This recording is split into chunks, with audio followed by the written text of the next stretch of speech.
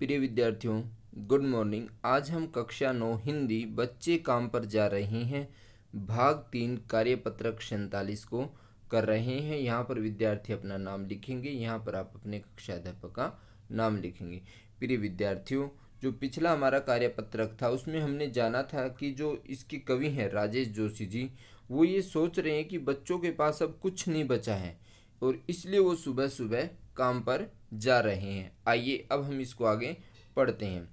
तो फिर बचा ही क्या है इस दुनिया में। जो कवि हैं राजेश जोशी जी, वो हमें ये बता रहे हैं कि फिर इस दुनिया में बचा ही क्या है, कि जब बच्चों के लिए कुछ नहीं है तो बचा ही क्या है इस दुनिया में। कुछ नहीं बचा है। कवि निराश और हताश हो जाता है। कह रहा है ये कितना भयानक होता। कह रहा है ये बात कितनी भयानक होती अगर होता। भयानक है इससे भी ज़्यादा यह है कि सारी चीज़ें हस्ब मामूल। कह रहा कि इससे ज़्यादा तो ये भयानक है कि हमारे यहाँ पर बच्चों के खेलने कूदने की सारी चीज़ें हस्ब मामूल का अर्थ होता है यथावत हैं, मतलब जैसे पहले थी वैसे आज भी हैं। कहने का भाव है कि सारी चीज़ें उपलब्ध हैं। यथावत अर्थात जैसी पहले थी वैसी आज भी हैं, मतलब उपलब्ध हैं। पर कि फिर भी ये जो इस दुनिया की सड़कों से हजारों बच्चे काम पर जा रहे हैं और काम पर जाने के लिए विवश है। कह रही है हमारे लिए बहुत ज़्यादा चिंता की बात है, निराशा की बात है हमारे देश के लिए, हमारे समाज के लिए, कि इस समाज के अंदर जो छोटे छोटे बच्चे हैं वो काम पर जाने को मजबूर हैं और हमारे पास सब कुछ है। हस्ब मामूल अर्थात यथावत, जैसा पहले था वैसे आज भी है। अब कवि कह रहे हैं कि तो फिर बच्चा, अब उनको क्या चिंता हो जाती है कि जब सारी चीज़ें हमारे पास हैं तो फिर बच्चे काम पर क्यों जा रहे हैं। फिर वो कहते हैं कि क्या दुनिया में सारी चीज़ें ख़त्म हो गई हैं। ख़त्म तो नहीं हुई हैं। फिर वो देखते हैं कि सारी चीज़ें यहाँ पर हैं। जब यहाँ पर हैं तो फिर बच्चे काम पर क्यों जा रहे हैं। अब उनके मन में एक प्रश्न उठता है कि पर दुनिया की हजारों सड़कों से गुजरते हुए बच्चे बहुत छोटे छोटे काम पर जा रहे हैं। कह रहा कि दुनिया में कहीं भी देख लो, कह रहा कि बच्चे सुबह सुबह उठ करके काम पर जा रहे हैं। कह रहा कि उन बच्चों के हाथ में कॉपी पेन पेंसिल किताब होनी चाहिए थी, खिलौने होने चाहिए थे जो उनका सर्वांगीण विकास कर सकें, किंतु आज वो बच्चे जो है इन सब से विमुक्त हैं और वो क्या कर रहे हैं, काम कर रहे हैं। तो यही चिंता जो है राजेश जोशी जी ने इस पाठ में व्यक्त की है और इसी प्रश्न को उन्होंने हमारे सामने उठाया है कि बच्चे काम पर क्यों जा रहे हैं। आइए अब हम इसके अभ्यास को जानते हैं। प्रश्न नंबर 1, बच्चे काम पर जा रहे हैं कवि को ज्यादा भयानक कब लगता है। प्रिय विद्यार्थियों, कवि को ज़्यादा भयानक तब लगता है जब उन्हें पता लगता है कि इस दुनिया में सारी चीज़ें उपलब्ध हैं।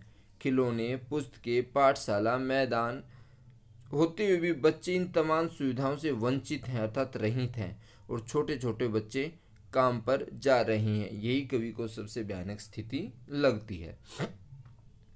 और कविता में जो लाइन आई है हस्ब मामूल, उसका अर्थ होता है यथावत अर्थात जैसे पहले थी वैसे आज भी हैं। प्रश्न नंबर 2, प्रस्तुत कविता में कवि ने बच्चों से बचपन छीन लिए जाने की पीड़ा व्यक्त की है, उनका इशारा किस ओर है। तो इस कविता में कवि ने जो बच्चों से बचपन छीन लिए जाने की पीड़ा व्यक्त की है, कवि का इशारा हमारे समाज की व्यवस्था से है तथा समाज में रहने वाले लोगों की ओर है कि वे इस पीड़ा के जिम्मेदार खुद हैं। यदि समाज के जिम्मेदार लोग या सभी लोग ये ठान लें कि कोई भी बच्चा काम पर नहीं जाएगा तो इस समस्या से क्या छुटकारा मिल सकता है। आइए अब हम प्रश्न नंबर 3 को जानते हैं। प्रश्न नंबर 3, अपने मित्र या फिर भाई बहन से बातचीत करके लिखिए कि सुविधा और मनोरंजन के उपकरणों से बच्चे वंचित क्यों हैं। कुछ गरीब बच्चे आर्थिक रूप से, पारिवारिक कारणों से और धन के अभाव में बचपन में ही कलम की जगह काम धंधा पकड़ लेते हैं। भाई वंचित रहने का कारण क्या है।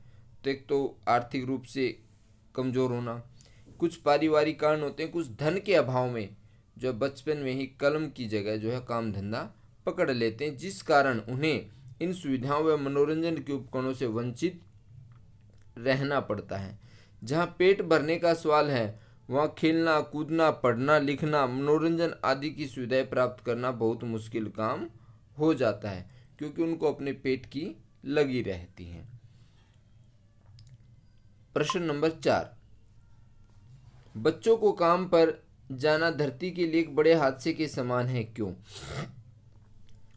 छोटे छोटे बच्चों का काम पर जाना धरती का एक बड़े हादसे के समान है, क्योंकि जब बच्चे पढ़ लिख नहीं पाएंगे, खेल कूद नहीं पाएंगे, तो वह समाज आने वाले समय में क्या हो जाएगा, नष्ट हो जाएगा, क्योंकि शिक्षित लोग नहीं होंगे उस समाज के अंदर। तो बच्चों के इस प्राकृतिक उपहार का अपमान नहीं होना चाहिए, ठीक है ना, सम्मान होना चाहिए। बच्चों को एक प्राकृतिक उपहार है, ये जो है इसको मिलना चाहिए बच्चों को। प्रश्न नंबर 5, यदि कोई भी व्यक्ति किसी बच्चे को काम पर रखता है, तब उस व्यक्ति के खिलाफ क्या क्या कानूनी कार्रवाई हो सकती है? अपने मित्रों या माता पिता से चर्चा करके लिखिए।